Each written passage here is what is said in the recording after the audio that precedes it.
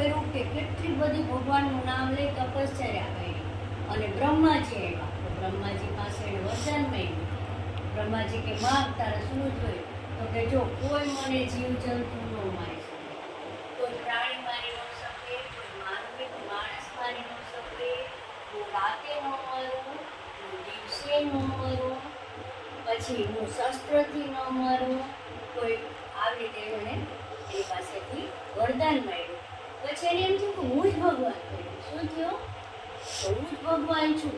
અને એને વિષ્ણુ ભગવાનને કે કોઈને માને નહીં. પછી તો ભગવાન બોલે છે કે બધા માણસોને કે બસ મારું જ નામ લેવાનું, કોઈ ભગવાનનું નામ લેવાનું નહીં. હિરણ્યકશ્યપુ કે હું જ ભગવાન છું, એ કે મારું જ નામ લેવાનું.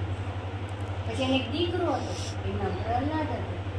પ્રહલાદ એવું માનતો નહોતો. પ્રહલાદને કે તારે ભગવાનનું નામ નહીં લેવાનું. તો પ્રહલાદ તો વિષ્ણુ ભગવાનનો ભક્ત હતો બાપુ. એ તો ભગવાનનું નામ લીધા કરે, આ વિષ્ણુ વિષ્ણુ વિષ્ણુ. તો હિરણ્યકશ્યપુને જ્યારે ગમતું નહોતું. એ કે નહીં, ભગવાનનું નામ નહીં લેવાનું. તો એ માને નહીં. પછી તો એમ કરતા કરતા શું કરું, પછી બાંધી રાખો પ્રહલાદને, તો એ માને નહીં. પછી એણે નક્કી કર્યું એની બેન સાથે, બેનનું નામ હોલિકા હતું. એ સારી નહોતી, રાક્ષસ.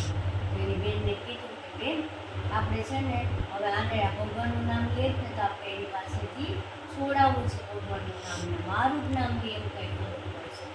તો હોલિકા આગળ એક કપડું હતું, એવું હતું કે કપડું ઓઢી લે ને એટલે દાજે બળે નહીં, અગ્નિ છે ને એને બાળી શકે. પછી હોલિકાને છે ને એવું હતું કે એક કપડું હતું, એ કપડું વરદાન હતું કે કપડું છે ને એક એવું હતું લીલા કલરનું, એ આમ ઓઢી લે ને એટલે આગ છે એ બાળી શકે નહીં, એ દાજે નહીં, બળે નહીં હોલિકા. તો પછી એના ભાઈને હિરણ્યકશ્યપુએ એને હોલિકાએ નક્કી કર્યું કે ભડકો કરીએ અને એમાં પ્રહલાદને લઈ અને હોલિકા બેસી જાય. તો હોલિકા તો બેસી ગઈ ત્યાં. તા તો ભગવાન વિષ્ણુ ભગવાન આવ્યા અને વિષ્ણુ ભગવાને આમ કર્યું ને તા તો ઓલું કપડું હતું ને ઉડીને પ્રહલાદ ઉપર આવતો રહ્યો. તો હોલિકા બળી ગઈ, બળીને ખાક થઈ ગઈ અને પ્રહલાદ બચી ગયો. જો આ લાકડા સળગાવવાના હોય ને હોલિકાના, આ હોલિકા છે, આ હોલિકા જો આ પ્રહલાદ છે. મને ખબર